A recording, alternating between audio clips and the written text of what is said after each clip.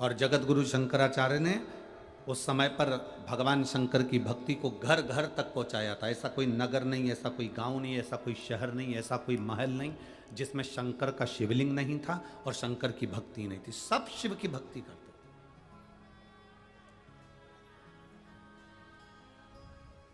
जिस समय पर पूरा राष्ट्र को लोग नोचने में लगे हुए थे, उस समय पर जगत गुरु शंकराचार्य जी ने आकर उस समय शिव भक्ति को जागृत कर कर शंकर की भक्ति को पूरे घर घर गांव गांव तक पहुंचाकर उस शिव भक्ति को वापस स्थापित करा था। सनातन धर्म को, हमारे सनातन धर्म को वापस स्थापित कर दिया था जगत गुरु शंकराचार्य। और जगत गुरु शंकराचार्य जी के जो शिव का एक अंश है, उनके परम धाम का जब स्मरण हो गया, उसके बाद में धीरे धीरे धीरे धीरे वापिस लोगों ने अपने अपने पंथ बना लिए। कोई कहता है हम नारायण वाले हैं, कोई कहता है हम कृष्ण वाले हैं, कोई कहता है हम दत्त वाले हैं, कोई कहता है हम इनके वाले हैं, कोई कहता है हम इस संप्रदाय के हैं, कोई कहता है हम इस संप्रदाय के हैं। लोगों ने अपने अपने संप्रदाय बना दिए। कोई कहता है हम शंख चक्र के, कोई कहता है हम श्री जी पंथ के, कोई कहता है हम शिव पंथ के, कोई कहता है हम दत्त पंथ के, कोई कहता है हम वारकरी पंथ के, कोई कहता है हम इस पंथ के, कोई कहता है हम उस पंथ के। लोगों ने अपने अपने पंथ बनाए, अपने अपने भाव से। लोगों ने जब जगत गुरु शंकराचार्य जी ने शिव जी की स्थापना करी, गांव गांव में शंकर की पूजन होने लगी, घर घर में शिव स्थापित कर दिए। लोग शंकर को अपना एक इष्ट के साथ में अपना स्नेह रखते थे। और जब फिर जगत गुरु शंकराचार्य जी महाराज जब जाते हैं, उसके बाद में संपूर्ण पृथ्वी पर लोगों ने अपने अपने पंथ बनाकर सनातन धर्म को तोड़ दिया, सनातन धर्म को विच्छिन्न कर दिया। फिर अपने अपने लोगों ने पंथ बना लिए। हमारा ये पंथ है, हमारा ये पंथ है, हम इसको जानते हैं, हम उसको जानते हैं, हम केवल इसको भजेंगे, हम शंकर को नहीं भजेंगे, हम इसको भजेंगे, हम शिव को नहीं भजेंगे। लोगों ने धीरे धीरे धीरे धीरे धीरे अपने पंथ को बढ़ाया और शंकर भगवान को उठाकर लोगों ने बाहर कर दिया। सारे मंदिरों में लोग जाते थे, पर शिव के मंदिर में लोग केवल सावन के महीने में और शिवरात्रि के सिवाय कभी नहीं जाते थे। देखा है ना आप लोगों ने पूर्व का समय, आज से 5-6 साल 7 साल 8 साल पहले का निकालिए। लोग केवल मंदिर को छोड़कर 10 साल का निकालेंगे तो केवल सब मंदिरों में जाएंगे लोग, पर शिव के मंदिर में नहीं जाएंगे। स्वान बैठे रहते थे, जाले लगे रहते थे, गंदगी पड़ी रहती थी, अंधेरा पड़ा रहता था। पर फिर मेरे भोलेनाथ ने कुछ ऐसी कृपा कर दी, मेरे शंकर ने फिर कोई करुणा कर दी और ये शिव महापुराण की कथा ऐसी प्रारंभ हुई कि कलयुग के लोगों को मालूम पड़ गया कि शंकर ही मूल है। कलयुग के लोगों को ये ज्ञात हो गया कि शिव मूल है। हम इनसे क्यों दूर थे, हम शंकर से क्यों दूर हैं।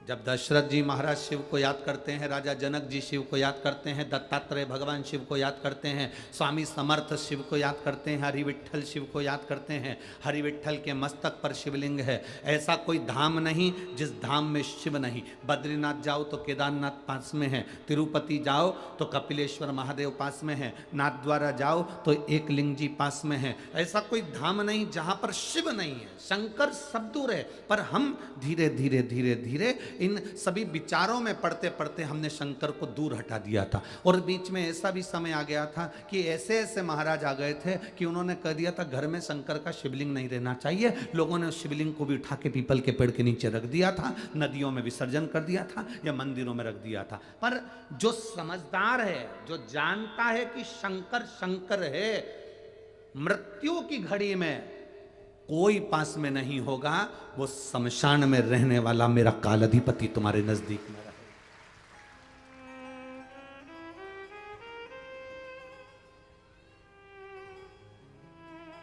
छत्रपति वीर शिवाजी को लोग मानते हैं, पर उनका एक नारा हर हर महादेव भूल जाते हैं कि क्यों महादेव का नाम लेते हैं छत्रपति शिवाजी, क्यों जीजाबाई शंकर जी का नाम लेती है, क्यों अहिल्याबाई शंकर जी का नाम स्मरण करती है, क्यों भारत के जो श्रेष्ठ संत साधु सन्यासी तपस्वी साधक उपासक शिव तत्व को जानते हैं।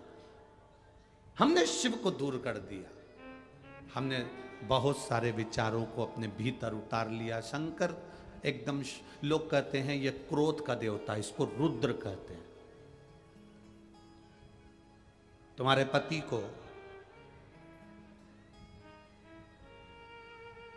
पागल कुत्ता काटा है जो हर कभी गुस्सा कर दे।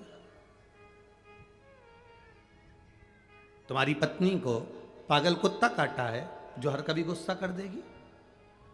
गलत देखेगी तो बोलेगी, पति भी गलत देखेगा तो बोलेगा।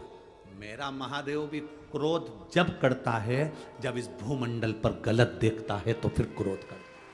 कोई ऐसा नहीं है जो व्यर्थ में तुम्हारे ऊपर गुस्सा करेगा या व्यर्थ में क्रोध करेगा। आप अगर कुछ कह रहे हो, उसका जवाब वो दे रहे हैं, अगर हो सकता है कि वो गलत हो तो फिर उसका क्रोध आएगा ही। लोगों ने कहा शिव रुद्र है, क्रोध है। ना ना ना ना, शंकर भगवान क्रोध के देवता है ना, ऐसा नहीं है। शंकर भगवान तो सत्यम शिवम सुंदरम, सत्य भी शिव है। शिवम का मतलब मालूम है? बोलो, जम के बोलो। शिवम का मतलब क्या होता है? शंकर नहीं, शिवम का मतलब है जिसमें पूरा ब्रह्मांड और पूरे 33 कोटि देवता और पूरे ब्रह्मा विष्णु इंद्र 64 योगनिया देवता सब उसी के अंदर समाये हुए हैं। तो हम कहते हैं सत्यम शिवम सुंदरम। हमने अंदाजा लगाया शिवम शिव है, नहीं, सत्य भी शिव है। ये ब्रह्मांड के जितने देवता हैं शिवम, ये भी शिव हैं। सुंदरम, ये प्रकृति, ये पृथ्वी, जल, आकाश, अग्नि, ये भी सुंदर है। अगर ये अग्नि सुंदर नहीं होती तो भोजन में आनंद की अनुभूति नहीं होती। बस समय समय की एक गणना है। जो सूर्य की रोशनी ठंड में तुमको अच्छी लगती है, वही सूर्य की रोशनी तुम्हें गर्मी में जलती है। गर्मी में तुम्हें बुरी लगती है, बहुत गर्मी लग रही है, वही सूर्य की रोशनी तुम ठंड में बाहर निकल के बैठते हो, थोड़ी सूरज की रोशनी आ जाए, थोड़ी ठंडक, मुझे शांति मिल जाए, मुझे अच्छा लगेगा। सूर्य की एक रोशनी तुम्हें अच्छी लग रही है और एक रोशनी तुम्हें बुरी लग रही है। जल एक तरफ अच्छा लगता है, जब कुएं में पानी नहीं होता, पानी आ जाए तो अच्छा, बोर में पानी आ जाए, नदी में पानी आ जाए, तालाब में पानी आ जाए, हमारे घर के हापसी में पानी आ जाए, हमारे ट्यूबवेल में पानी आ जाए, अच्छा लगेगा। टंकी में पानी आ जाए, अच्छा लगेगा। नल चालू करो, पानी आ जाए, अच्छा लगेगा। पर वही पानी जब बाढ़ के रूप में आ जाता है, क्रोध कर आ जाता है, तो बुरा लगता है। हवा चले, गर्मी लग रही है, थोड़ी थोड़ी ठंडी ठंडी हवा चले तो अच्छी लगती है, पर वो आंधी के रूप में आती है तो बुरी लगती है। हवा वही है, अच्छी भी चलेगी और तुम्हें बुरी भी लगेगी, अच्छी भी लगेगी और बुरी भी लगेगी। मन है हमारा, हमारा चित्त, हमारा हृदय, हमारा आनंद है। पर ईमानदारी से बोलो, तुम कमरे के अंदर बैठे हो तो पानी तुम्हारा कुछ बिगाड़ेगा? बोलते जाओ जल्दी से। नहीं। तुम कमरे के अंदर बैठे हो तो हवा तुम्हारा कुछ बिगाड़ेगी? बोलो बोलो जम के। नहीं। तुम कमरे के अंदर बैठे हो तो सूरज तुम्हारा कुछ बिगाड़ेगा क्या? नहीं। उसी तरह जब तुम शिव की शरण में बैठते हो तो संसार का कोई दुख तुम्हारा कुछ बिगाड़ नहीं सकता। अकाल मृत्यु वो मरे जो काम करे चंडाल का, और काल उसका क्या बिगाड़े जो भक्त हो महाकाल का। शिव की आराधना करने वाला कमरे के अंदर सेफ है, शिव की शरण में सेफ।